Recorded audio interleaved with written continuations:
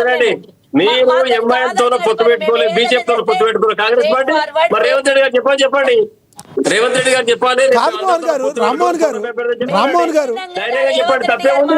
అధికార ప్రతినిధిగా కల్వ సుజాత మాట అయినా ఒకటే ఉంటది. మేము ఎవరితో మంచి సంతోషం కూటమి అభ్యర్థి గెలిచినట్టు మీరు ఇక్కడ మీ అభ్యర్థి కూటమి అభ్యర్థి ప్రైవేట్ నవీన్ యాదవ్ కూటమి అభ్యర్థి అంటారు మీరు.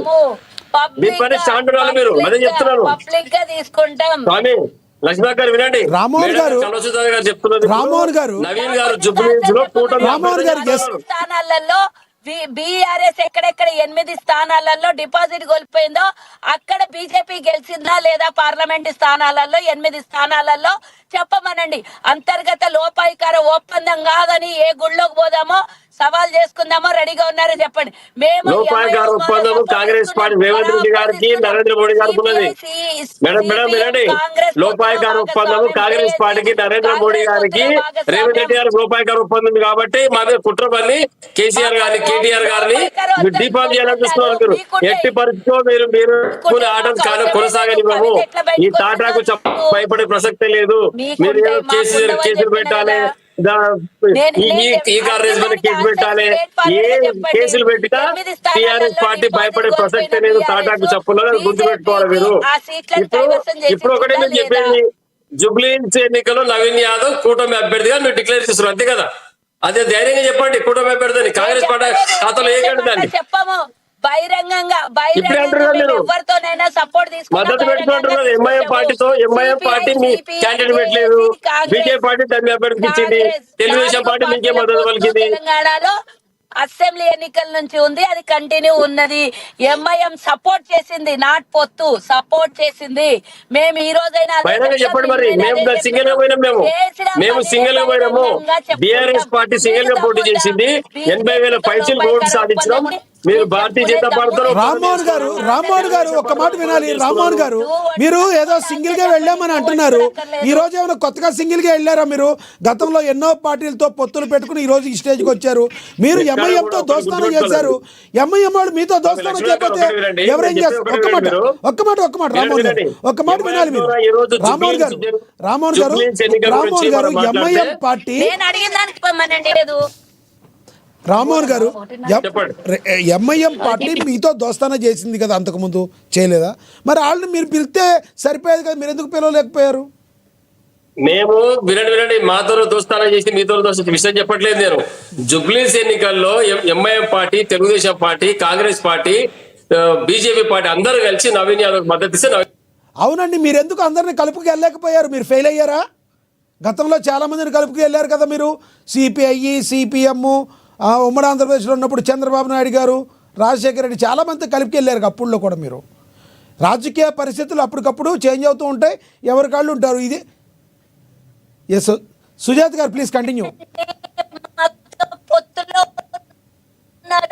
మేము లేరని మేము చెప్పట్లేదు కదా. కొత్తగూడెంలో పొత్తులోనే గెలిచింది సిపిఐ. మేము అబద్ధాలు చెప్పాం, ఏదన్నా ఉంటే బహిరంగంగా.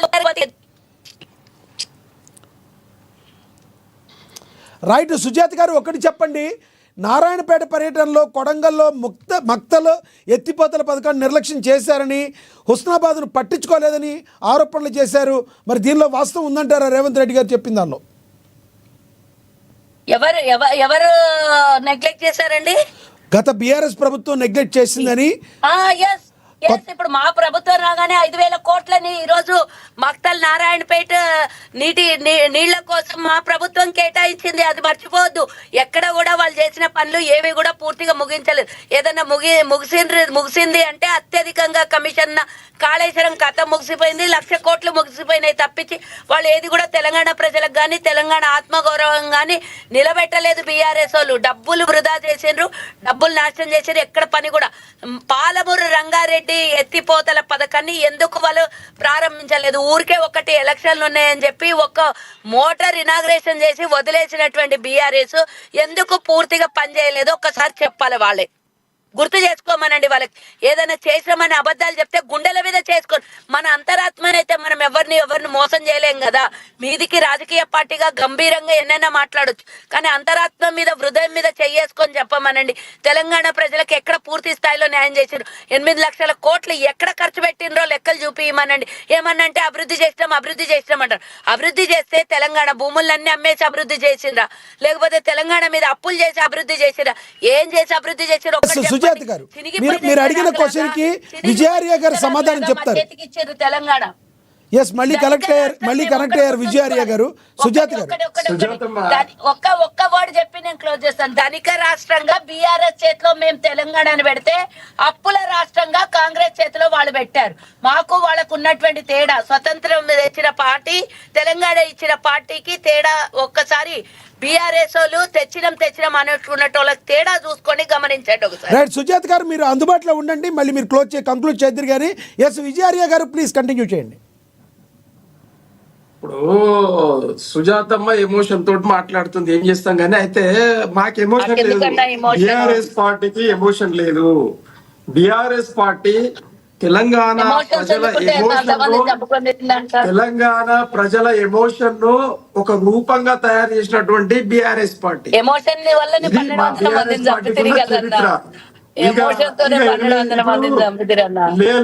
ఇప్పుడు మీ సీఎం గారు, మీ డిప్యూటీ సీఎం గారు అంటారు 7 లక్షల పైచులు కోట్లు అంటే, ఇప్పుడు సుజాతమ్మ 8 లక్షలకు తెచ్చింది. ఇప్పుడు సుజాతమ్మ ఏమంటుందంటే 8 లక్షల కోట్లు అప్పు చేసినట్టు. 8,20,000 కోట్లు. మేము చేసింది 3,57,000 కోట్లు మాత్రమే. ఇది లెక్కలున్నాయి. చేసిన అప్పు మీరు చేసింది కాదా? ఈ రోజు కాంగ్రెస్ పార్టీ తెలంగాణను ధ్వంసం చేస్తే, ఆంధ్ర పార్టీ తెలంగాణను ధ్వంసం చేస్తే, 60 సంవత్సరాలు ధ్వంసమైనటువంటి తెలంగాణను మేము 6 సంవత్సరాలలో బ్రహ్మాండంగా గంభీరత్వంతో, నీతి నిజాయితీతోటి తెలంగాణను అభివృద్ధి చేసి, తెలంగాణ రాష్ట్రాన్ని గుజరాత్ కు పోటీ పెట్టి, గుజరాత్ తెలంగాణ లేదండి, వినాలండి సుజాతమ్మ గారు. ఇప్పుడు లెక్కలు ఉన్నాయి కదా, ఆల్ డిపార్ట్మెంట్స్ లెక్కలు ఉన్నాయి కదా. ఉత్త గాలి గప్పాలు మేము కొడతలేదు, గాలి గప్పాలు కొడతలే. మా దగ్గర లెక్కలున్నాయి, మా దగ్గర లెక్కలతోటి మాట్లాడతాం, మేము మాట్లాడతలే. మీ మోదీ గారు మాట్లాడతారు. పైసలు లేని వాళ్ళు సొంత ఎయిర్ప్లేన్ కొనుక్కుంటారు అన్న. ఇంకెక్కడ గప్పాలు చెప్పండి? తెలంగాణ ప్రజలకు గప్పాలు ఒకటి మిగిల్చారు. చదువుకున్నారు. దిక్కుమొక్కు లేక ఆంధ్ర పార్టీలో ఉన్నటువంటి ఒక కుట్రపూరితమైనటువంటి నాయకుడిని ముఖ్యమంత్రి చేసుకున్నారు. ఏమున్నది, కాంగ్రెస్ చచ్చిపోతా ఉన్నది. కాంగ్రెస్ ఆయన నిలబెట్టిన అంటారు చూడు, కానీ కాంగ్రెస్ చచ్చిపోతా ఉన్నది, చంపుతా ఉన్నారు కాంగ్రెస్ ను. నిజంగా ఓట్లు పడాలంటే, నిజంగా మమ్మల్ని గెలవాలంటే, నిజంగా కాంగ్రెస్